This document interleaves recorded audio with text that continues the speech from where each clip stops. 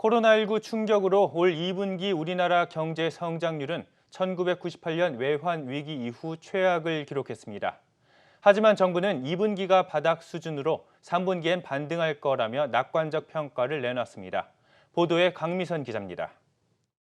한국은행은 올 2분기 경제 성장률이 마이너스 3.3%로 집계됐다고 발표했습니다.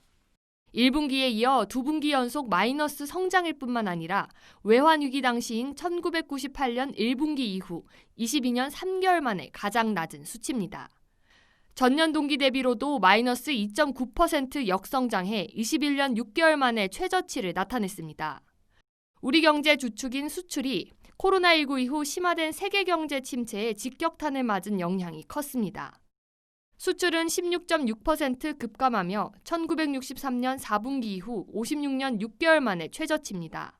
민간 소비는 증가로 전환하였으나 수출이 큰 폭으로 줄어들고 건설 및 설비 투자도 감소 전환하였습니다. 그래서 이제 우리 내수하고도 연결돼 있지만 각국들이 경제 성장을 위해서 얼마나 노력하느냐 이거에 따라서 연간 성장률은 좌우될 것이다. 외환 위기 이후 최악의 성장률에도 정부는 낙관론을 펼쳤습니다.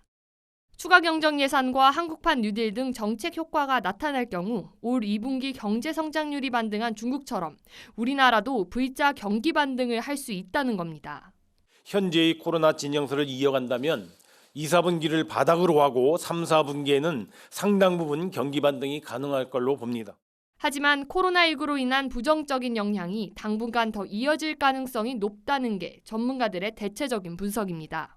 지금은 성장률을 반등한다 안 한다가 지금 그렇게 명확한 상황은 아닌 것 같아요. 보통 그 해외 기관도 그렇고 한국 대부분 기관이 이제 하반기에는 세계 경제도 좀 좋아지는 걸로 많이 전망을 했었는데 제 생각에 좀 하방 위험이 좀 커진 것 같아요. 아마 대부분 기관들이 좀 기존 시나리오로 가정했던 것보다는 코로나19가 해외에서는 좀 더 심각한 상황이기 때문에 2분기 연속 성장률이 마이너스를 기록하면 보통 해외에선 경기 침체 국면에 접어들었다고 평가하는 만큼 지나친 낙관론은 경계해야 한다는 지적도 나오고 있습니다.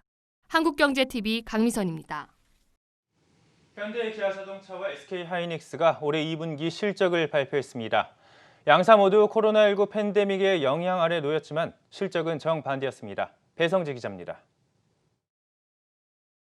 현대자동차의 2분기 영업이익은 지난해 같은 기간에 비해 절반 수준으로 줄어들었습니다. 영업이익이 소폭 상승했던 1분기와 달리 코로나19 팬데믹 악재가 실적에 직접적인 영향을 주기 시작했음을 보여줍니다. 글로벌 판매량도 무려 40만 대, 비율로 따지면 36%가 줄었습니다. 그나마 국내 판매가 지난해보다 증가하면서 영업이익 감소폭을 줄였습니다. 현대차는 하반기 투싼 등 신차를 대량으로 출시하고 고부가가치 제품인 제네시스의 판매 비중을 늘릴 것을 예고했습니다.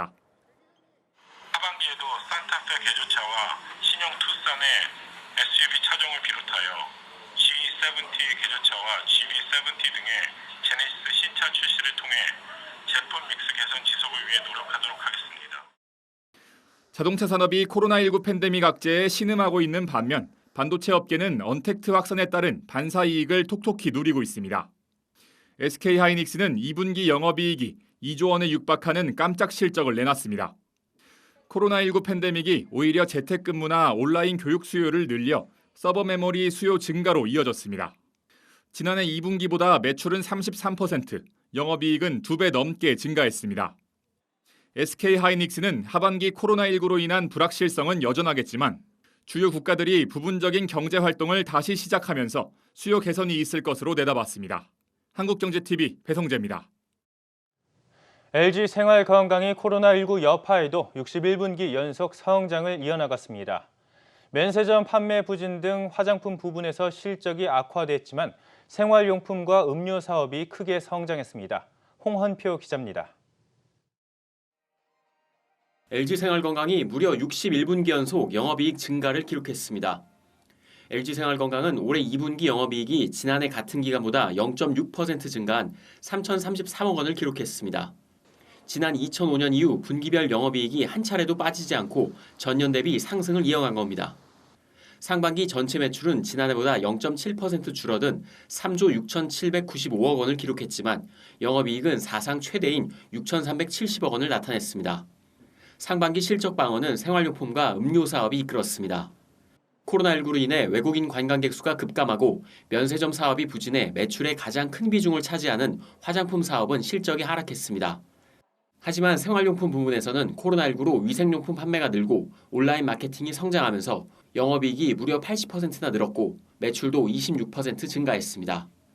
음료 사업도 탄산음료와 커피 브랜드의 호성적으로 매출과 영업이익 모두 상승했습니다. 전문가들은 하반기에도 무난한 성적표를 예상했습니다. LG생활건강이 2분기 실적이 하반기에도 비슷한 기조로 이어진다고 하면은 실적은 방어할 수 있는 업체구나 이런 생각을 했어요. 영업이익이 YOY 역신장을 할 거라고는 저는 봤었는데 생각보다 기초 체력이 좋은 회사구나 또 한 번 느꼈고. 위생용품을 중심으로 매출 증가와 음료 사업의 마진도 실적에 긍정적인 영향을 준다는 분석입니다. 다만 코로나19 장기화로 인해 화장품 부문의 실적 회복은 당분간 더딜 것으로 전망했습니다. 한국경제TV 홍원표입니다. 2분기 성장률이 당초 예상치를 크게 밑돌았습니다. 이와 관련해 이희노 서울대 경제학과 교수와 자세한 이야기 나눠보도록 하겠습니다. 안녕하십니까? 예, 안녕하세요. 네, 국내 성장률이 예상보다 좀 부진했어요. 아무래도 코로나19의 영향이 좀 적지 않았죠? 예, 그렇습니다.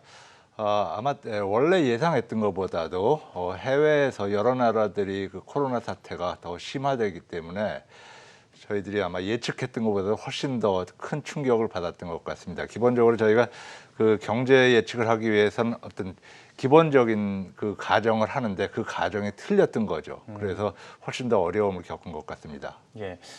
여기에 더해서 이제 정부가 긴급 재난지원금을 풀고 한국은행도 금리를 내리는 등 성장률 방어에 나름 총력을 펼친 바 있죠. 그럼에도 불구하고 이 정도의 부진한 성적표를 받은 건 다소 좀 충격적입니다. 교수님 보시기에도 정부가 좀 보완해야 될 점이 분명히 있었을 거라 생각이 들어요.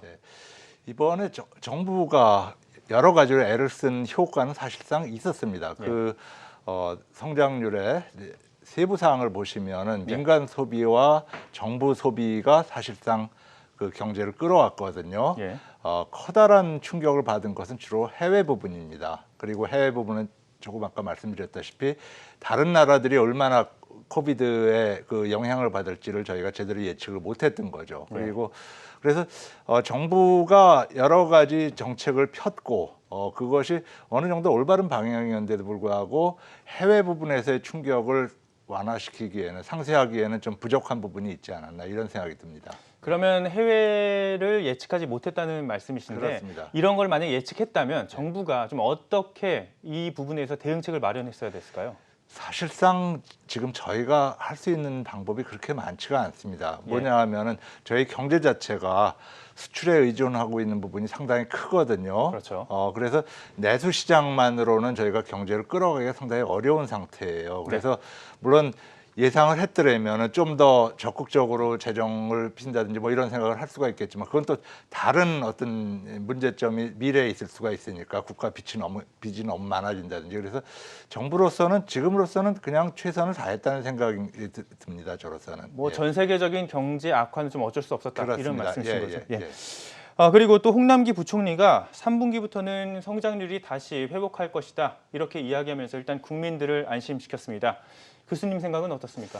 예, 뭐 어느 정도 우리나라가 잘하고 있는 건 사실인데 해외 부분이 다시 반등하는 거는 기대하기가 좀 어려운 것 같거든요. 그래서 그렇게 보통 이야기하는 빗자 반등 그것은 해외 부분이 빨리 올라오지 않으면 그런데 보시다시피 미국 같은 경우에 아직도 전혀 그 코로나 사태조차 어떻게 수습이 안 되고 있는 상황이고 맞습니다. 그러다 보면은 중국에 저희가 좀 수출을 많이 할 수가 있지만 궁극적으로 중국도 미국이나 이런 데로 수출하는 부분이 있고 저희들이 거기를 통해서 나가야 되기 때문에 그런 어떤 수출 수요는 잘 안 돌아올 것 같거든요. 그래서 저희가 너무 절망할 필요는 없겠지만 그렇게 아주 낙관적인 상황은 아니라고 생각이 듭니다. 그러니까 결국은 코로나19가 어느 정도 종식이 돼야 이 문제가 해결이 되겠군요. 그렇습니다. 예, 그렇습니다. 예, 또 지금 이제 코로나 사실 19 충격뿐만 아니라 한국 경제가 저성장에 빠졌어요.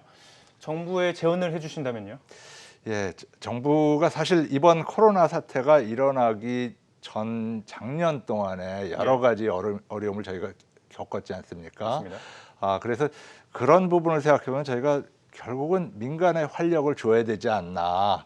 이번에 뭐 그 코리안 뉴딜 이런 여러 가지 정책을 피시는데 거기서 정부가 너무 그 재정 지출이나 이런 것을 많이 의존을 하려고 하시는 것 같은데 그 부분이 중장기적으로는 좋지가 않은 것 같습니다. 그래서 단기간에는 그 어려운 그 소상공인들이나 어려운 취약계층을 도와주는 거는 상당히 바람직한데 기본적으로 저희가 그런 대로 이 코로나 사태를 잘 견디고 있기 때문에 이제부터 민간에 어떻게 활력을 줄 수 있을까 그런 면에서 본다면 요새 이야기하는 세제 개혁이나 이런 거는 좀 방향이 잘못되어 있는 것 같습니다. 오히려 그거는 결국 우리가 앞으로도 재정 지출을 많이 하기 위해서 자꾸 돈을 더 끌어당겼으면 좋겠다는 이야기를 하시는 것 같은데 그건 민간에서 상당히 그렇다면 우리는 할 게 없다 그런 생각을 할 가능성이 많거든요. 그래서 좀 민간에게 그 주도권을 넘겨주는 그런 식으로 그 규제 개혁이라든지 세제 개혁이라든지 그런 방향으로 애를 쓰시는 것이 더 낫지 않을까 그런 생각이 듭니다. 그러니까 이제 재정 지출이 아무래도 계속 한다고 해봤자 좀 단기적인 측면이 너무 부각되고 있다 이런 말씀이신 거죠? 그렇습니다. 결국 끝에 가서는 국민들이 세금을 내 가지고 그 재정 지출을 막아줘야 되는데 세금을 내려고 그러면 국민들이 돈을 벌어야 되는 거 아닙니까? 그럼 정부가 돈을 벌 수는 없는 거니까 그럼 국민들이 좀 돈을 벌 수 있는 그런 여지를 많이 만들어 주셨으면 하는 바람입니다. 네, 알겠습니다. 예. 지금까지 이희노 서울대 경제학과 교수였습니다. 오늘 말씀 고맙습니다. 예, 감사합니다.